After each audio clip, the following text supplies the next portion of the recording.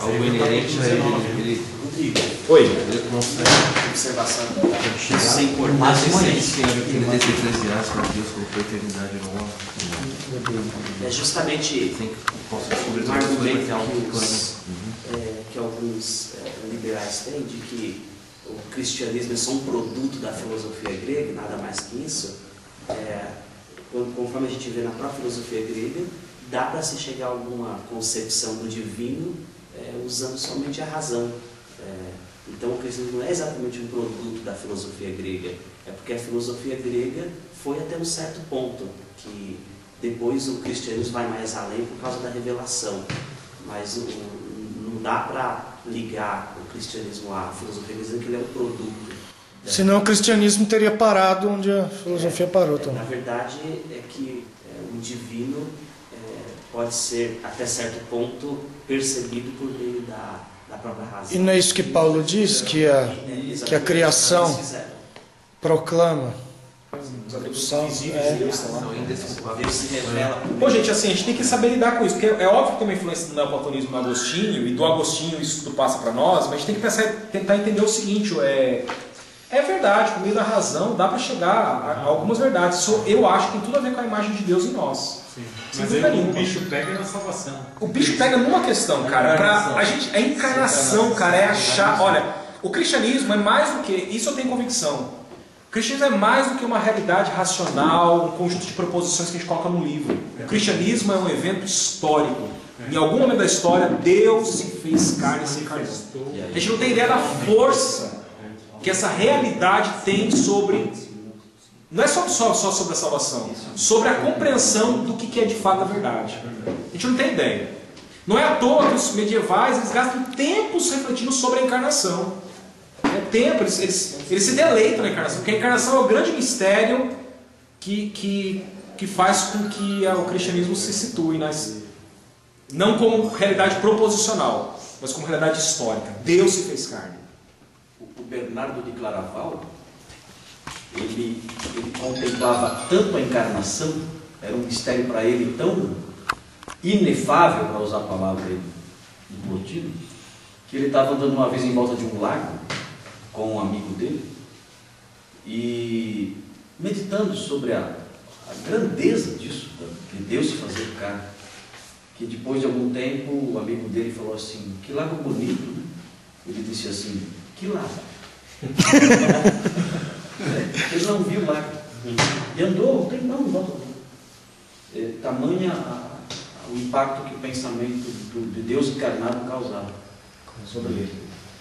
É daí que em Agostinho a fé ela não é contrária à razão, mas ela está para além da razão. Ela não é a mesma coisa que a razão, ela também não é contrária à razão, mas está para além. Ela revela coisas que a razão não consegue chegar.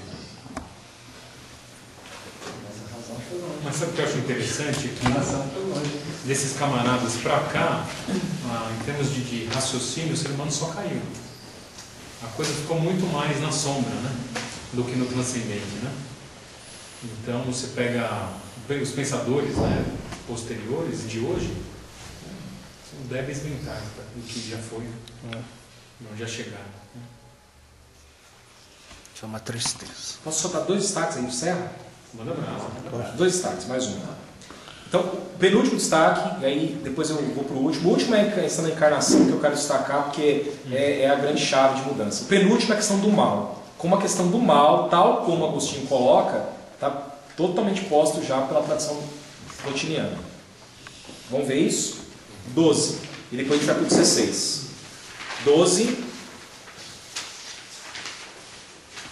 Tudo que existe é bom. O mal não é uma substância.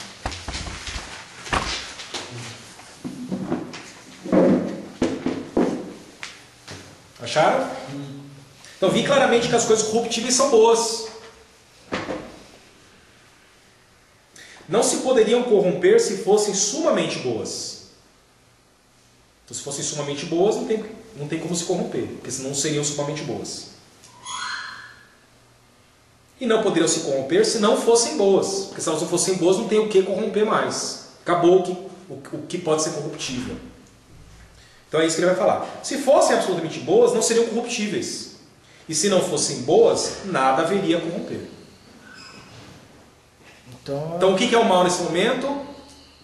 A corrupção. A corrupção de algo. A gente vai ver daqui a pouco o que é esse algo. Mas na medida em que as coisas se corrompem, é porque existe um resquício do bom nelas. Porque se elas estivessem totalmente corrompidas, se elas estivessem totalmente corrompidas, não tem como se corromper mais. É daí que é um detalhe sobre a questão da doutrina da depravação total, né? As pessoas que não compreendem bem a doutrina da depravação total atribuem um grau de corrupção que nunca se afirmou na doutrina da depravação total. A questão não é percentual. Né? Não, a questão não é percentual. A questão é a totalidade. Ausência de se chegar. A totalidade da existência humana está corrompida pelo mal, mas não plenamente corrompida. Não é cada parte. Não quer dizer que cada centímetro mal, mas é a impossibilidade de chegar no bem. É isso que é a depravação total. E o 16. Um mal como perversão da vontade. Por experiência, compreendi que não é de admirar se o pão, que é tão agradável ao paladar do homem sadio, parece tão detestável ao enfermo. E que a luz tão clara aos olhos límpidos seja desagradável aos olhos irritados. O que ele quer dizer com isso? A justiça desagrada aos homens maus.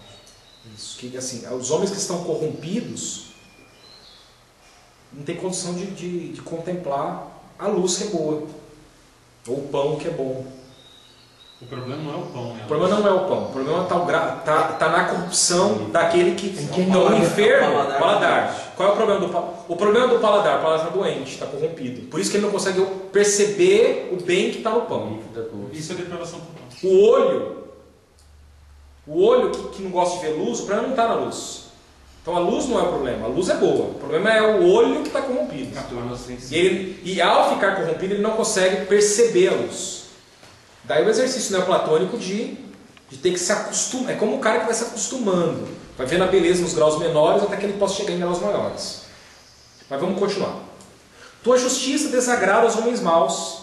Esse é o ponto que Agostinho está querendo colocar. Tua justiça que é boa desagrada aos homens maus. Por quê? Por causa da corrupção que é neles, né? Tua justiça desagrada aos homens maus. E com maior razão lhes desagradam as víboras e vermes que criastes bons, de acordo com a parte inferior da criação. Com essa parte também os malvados estão de acordo, e tanto mais quanto mais diferem de ti. Por outro lado, os justos são tanto mais parecidos com os elementos superiores da criação, quanto mais se tornam semelhantes a ti. Eu quero fazer um destaque desse por outro lado adiante. Porque assim, o que é o ser bem, ser bom? É participar das realidades superiores. E o que é ser mal? É não participar dessas realidades. Então vamos lá. Por outro lado, os justos são tanto mais parecidos com os elementos superiores da criação, quanto mais se tornam semelhantes a ti. E procurando o que era a iniquidade, compreendi que ela não é uma substância existente em si, diz Agostinho, mas a perversão da vontade, que ao afastar-se do Ser Supremo, que és tu, ó Deus, se volta para as criaturas inferiores, e esvaziando-se por dentro, pavoneia-se exteriormente. Então está claro o que é o mal? Não é uma substância existente, mas o que é? Corrupção. É o extremo da corrupção, é o extremo da ausência do que é bom. E se apegar, então, o que é o mal? Ele não é uma substância existente, mas a perversão da vontade que deveria fazer o quê? O que a vontade deveria fazer? Contemplar o Ser Supremo. Mas a vontade que perde a contemplação, o foco no Ser Supremo e se perde nas coisas sensíveis, nisso vivem o que é o mal. Isso é o mal. Isso é o mal. Isso é o mal. É a ação, não o objeto. Mais do que isso, o mal é a inação. O mal é a corrupção do que é bom, é o não contemplar o bem supremo. Todas essas coisas afirmam o mal. Então a gente simplifica, inclusive, teologia, que não é um incorreto, mas é que tem outras notas aí que eu estou colocando agora. O mal é a ausência do bem, é a simplificação que a gente faz em Agostinho, é correto isso.